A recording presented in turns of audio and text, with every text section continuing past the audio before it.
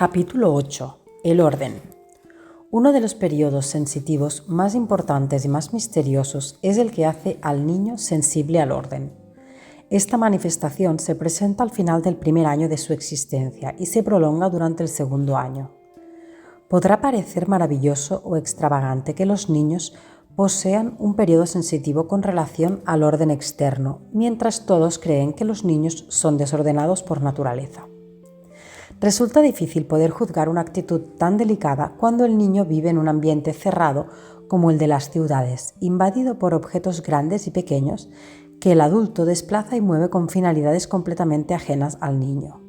Si en aquel momento el niño atraviesa un periodo de sensibilidad hacia el orden, se verá rodeado de grandes obstáculos y por consiguiente puede crearse en él un estado anormal.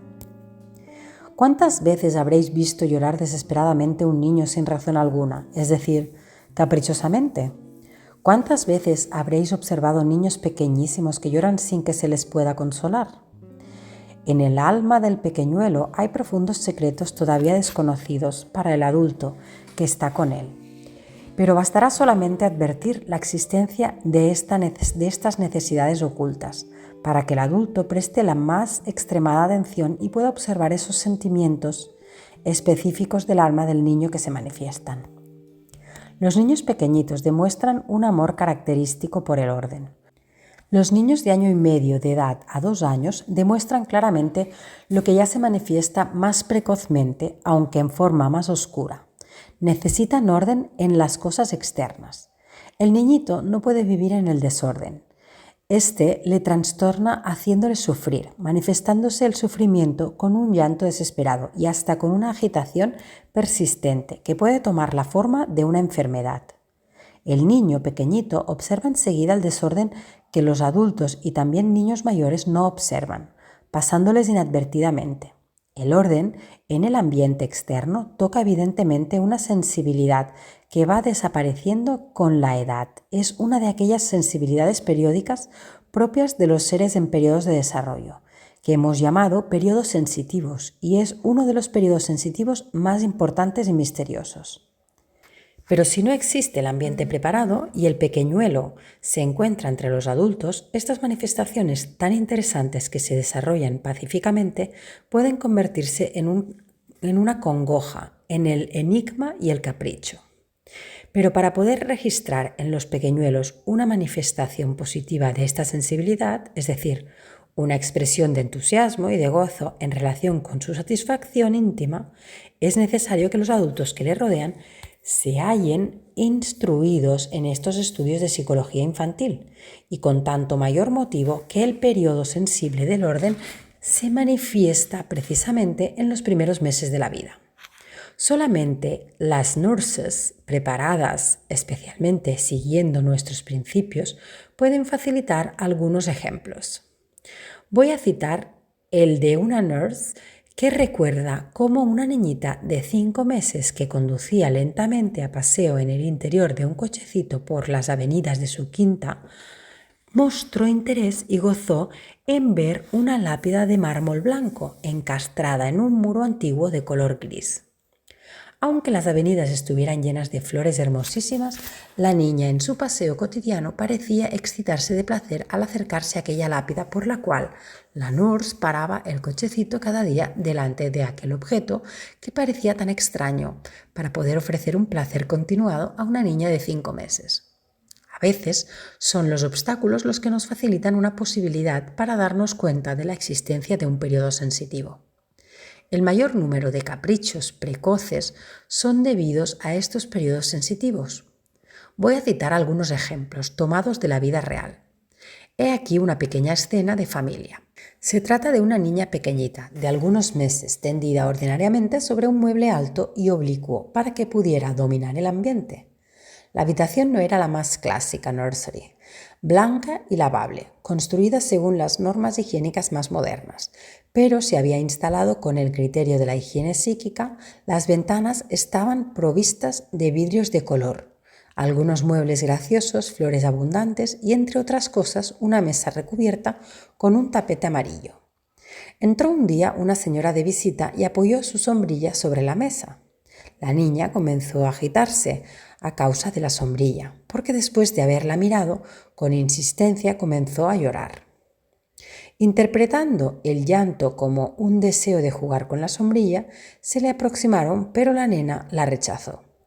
Entonces la sombrilla fue colocada de nuevo sobre la mesa y la nurse, tomando lentamente a la niñita, la colocó sobre la mesa próxima a la sombrilla. Pero la niña se agitó con mayor intensidad.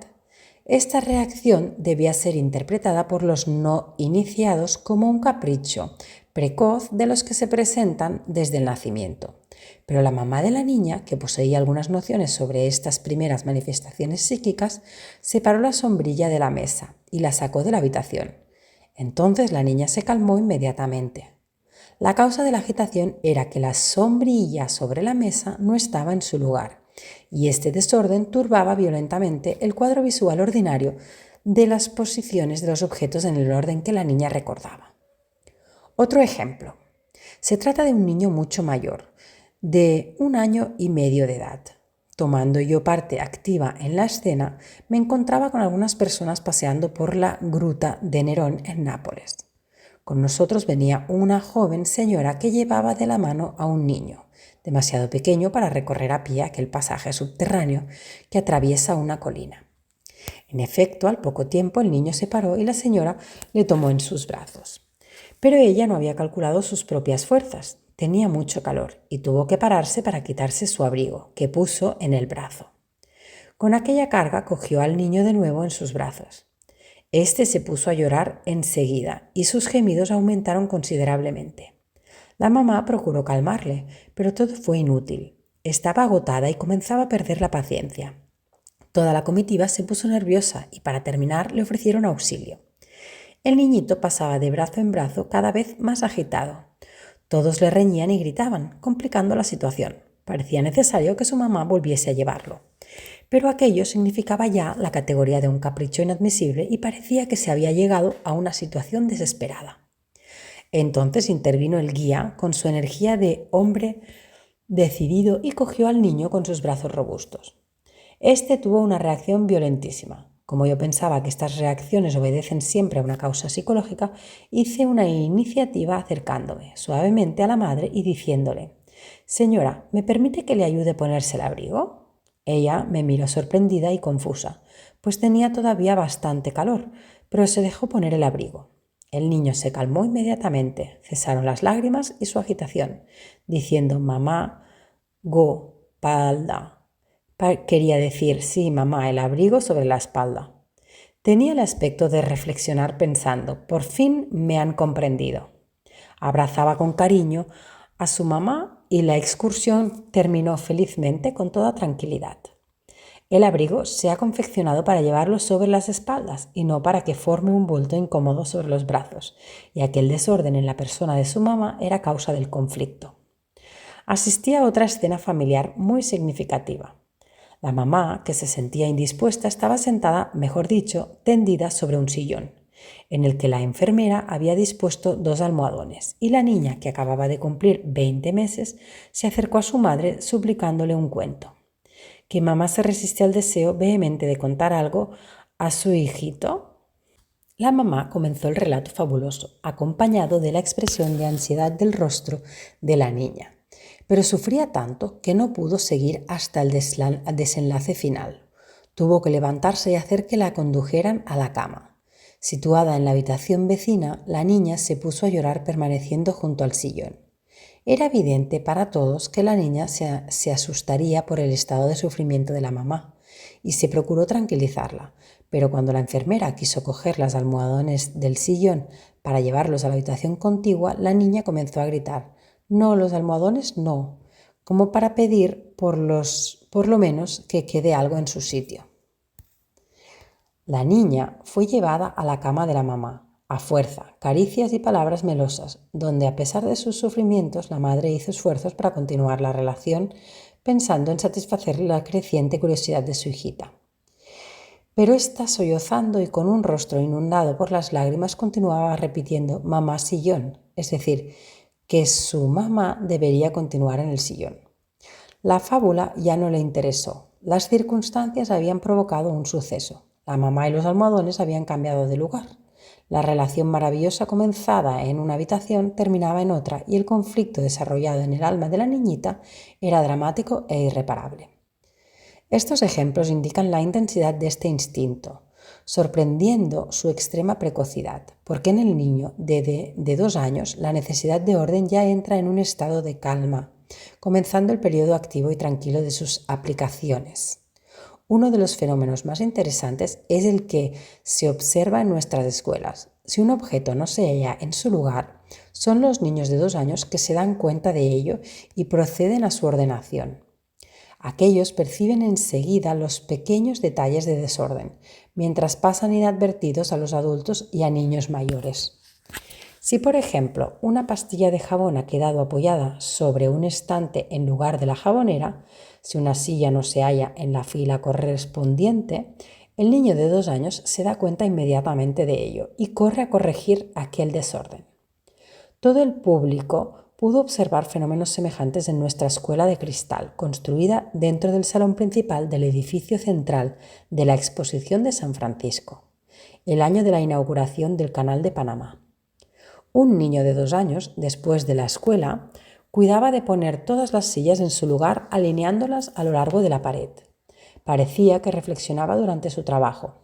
Un día, apoyando una silla grande, parecía indeciso. Se alejó y retrocedió seguidamente para poner la silla ligeramente desviada.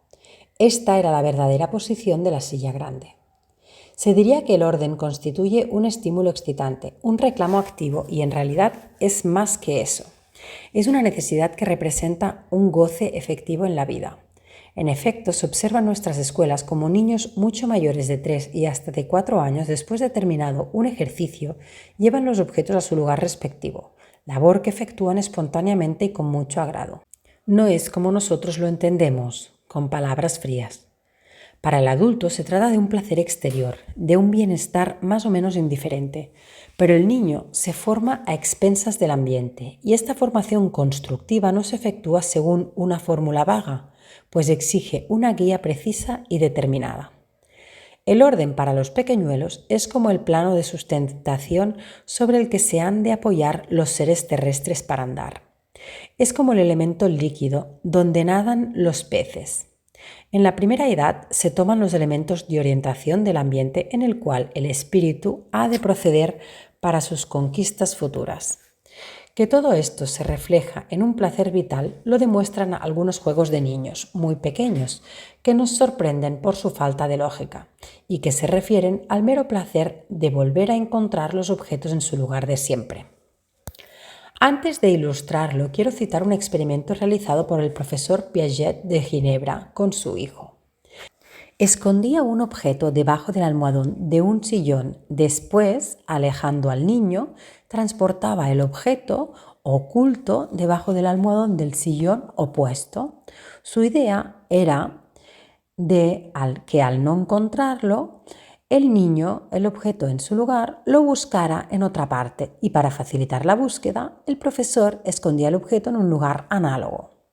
El niño se limitaba a buscar debajo del primer almohadón, diciendo en su lenguaje, no está, pero no hacía esfuerzo alguno para buscar el objeto desaparecido.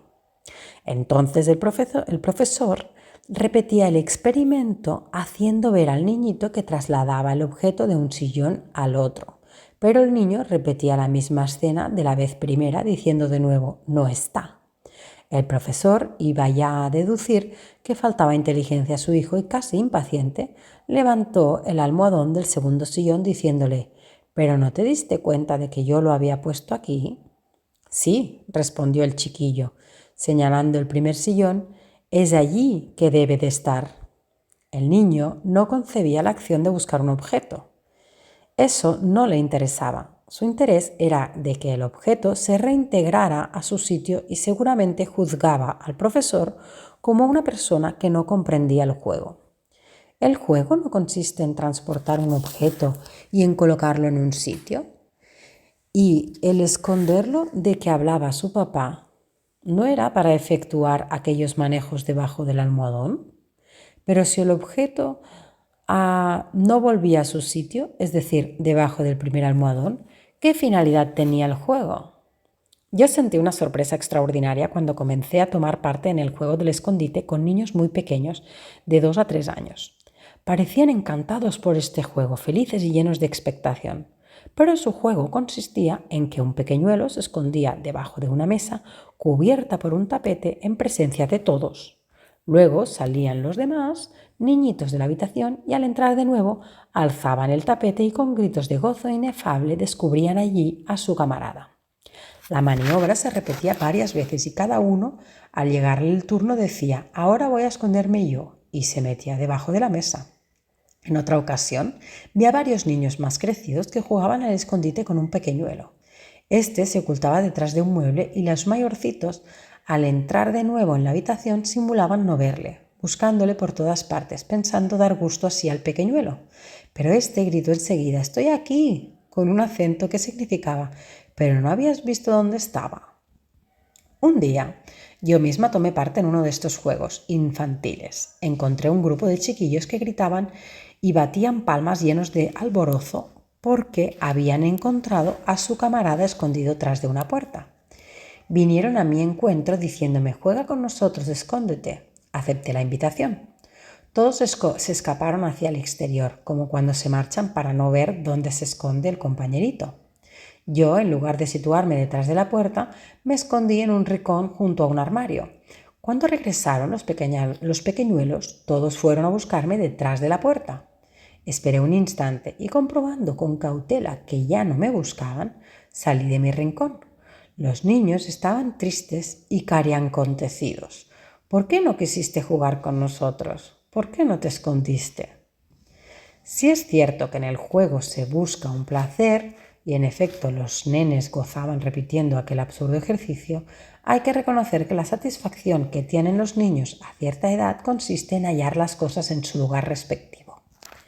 Y el juego del escondite lo interpretan como un pretexto para situar objetos en lugares escondidos o en encontrarlos en sitios invisibles, diciéndose en su interior: no se ve desde aquí, pero yo sé dónde se encuentra y podré hallarlo con los ojos cerrados, pues conozco perfectamente el lugar donde ha sido colocado.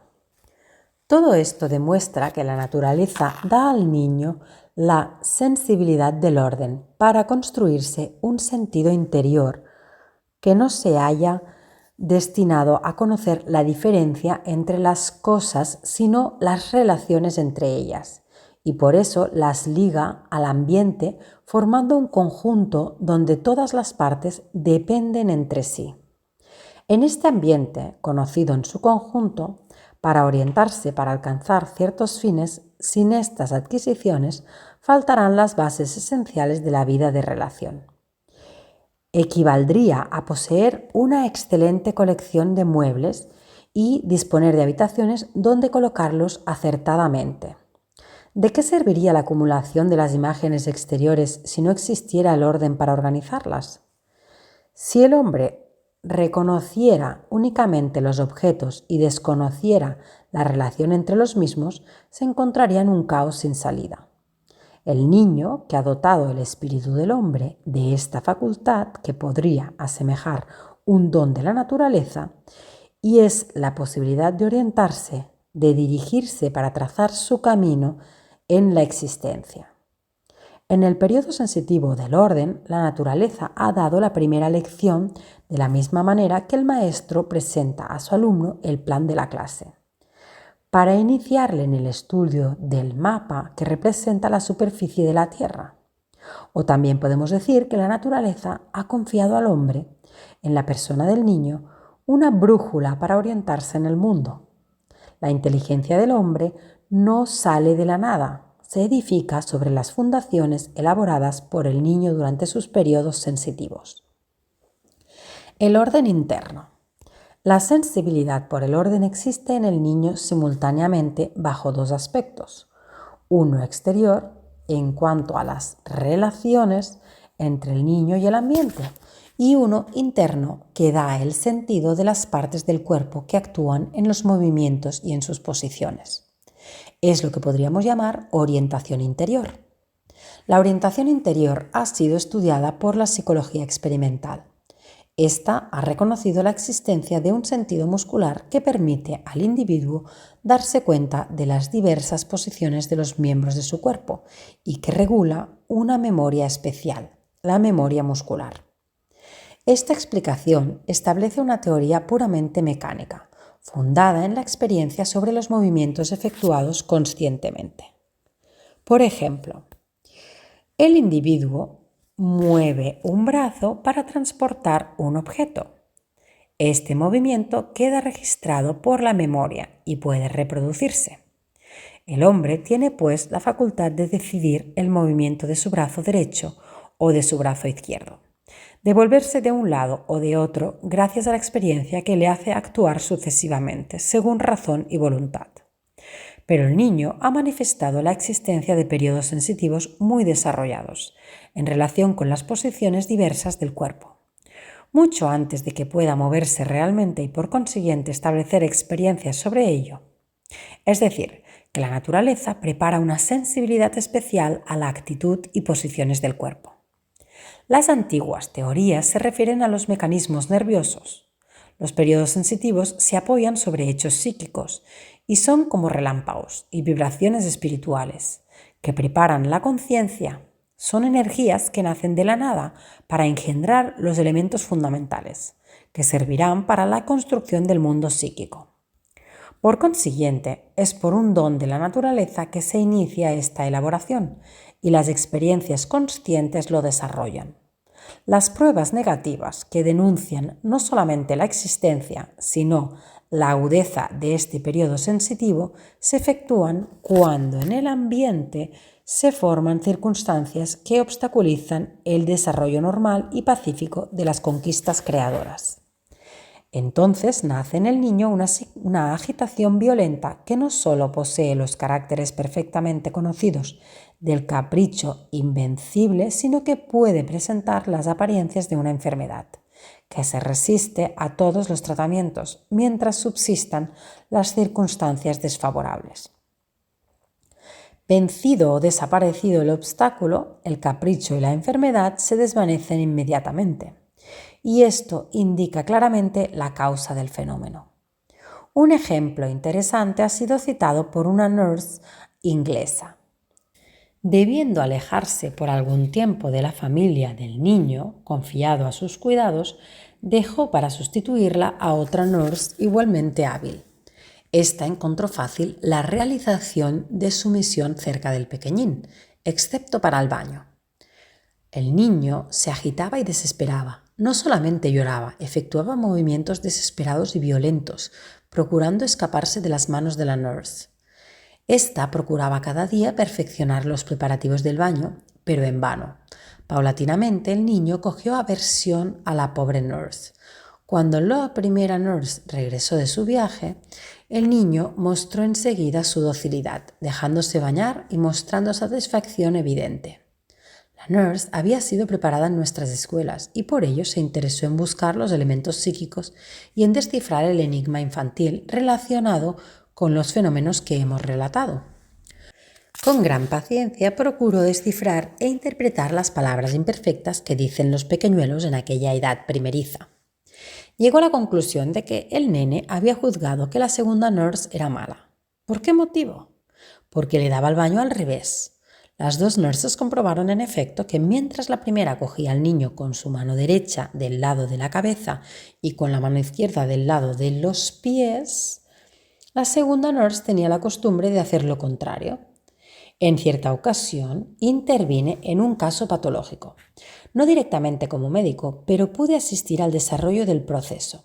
La familia acababa de regresar de un larguísimo viaje y todos opinaban que uno de sus chiquillos era demasiado pequeño para resistir las fatigas inherentes al mismo. Sin embargo, la mamá explicaba que el viaje se había efectuado sin incidente alguno. Todas las noches se habían alojado en hoteles excelentes, avisados con antelación, y en todos ellos se había preparado una cuna confortable y alimentos adecuados para el pequeñuelo. Entonces se encontraban en una cómoda habitación perfectamente amueblada. No había cuna para el nene y éste dormía en un amplio lecho junto a su mamá.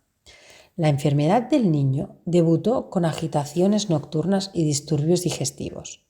Por la noche se detuvo que Se tuvo que pasear al pequeñuelo cuyos gritos se atribuían a trastornos digestivos.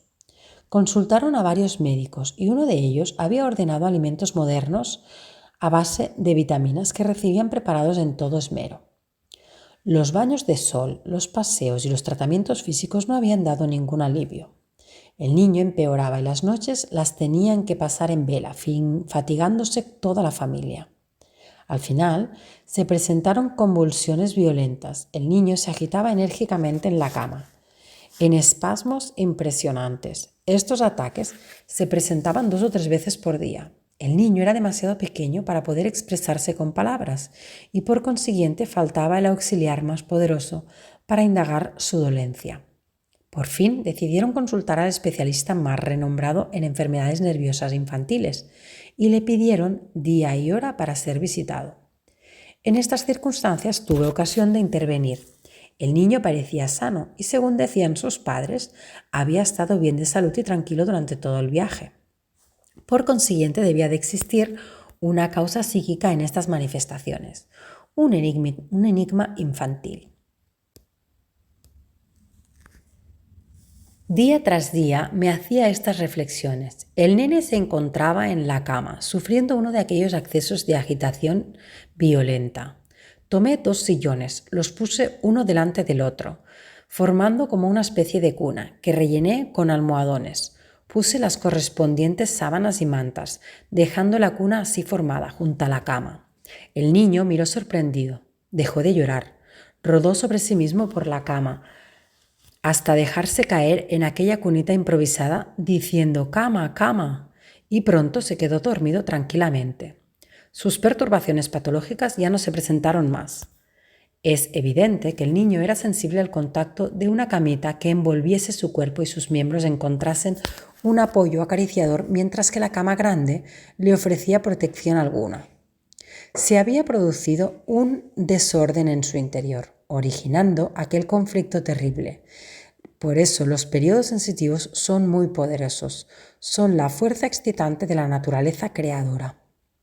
El niño no siente el orden como lo sentimos nosotros. Somos ricos de impresiones y por consiguiente ya indiferentes. Pero el niño es pobre y viene de la nada. Todo lo que hace, lo hace a partir de la nada. Sobre él recaen las fatigas de la creación. Somos sus herederos. Somos como los hijos de un hombre que ha acumulado riquezas con el sudor de su frente, y nada comprendemos de las intensas luchas y fatigas que tuvo que sufrir nuestro padre. Somos ingratos e indiferentes, tomando actitudes de superioridad porque estamos bien instalados y la sociedad nos considera. A nosotros nos bastará, en lo sucesivo, hacer uso de la razón preparada por el niño, de la voluntad que nos ha construido, de los músculos que ha animado para que podamos hacer uso de los mismos. Y nosotros podemos orientarnos en el mundo, porque Él nos ha hecho don de esta facultad preciosa. Somos conscientes de nosotros mismos, porque Él nos ha facilitado esta sensibilidad. Somos ricos por ser herederos del niño, el cual ha sabido extraer de la nada todos los elementos fundamentales de nuestra existencia. El niño cumple el esfuerzo intenso de dar el primer paso, o sea, el que va de la nada a los orígenes. Está tan próximo a las fuentes de la vida que actúa para actuar, ejecutándose así el plan de la creación, del que no tenemos recuerdo ni sensación.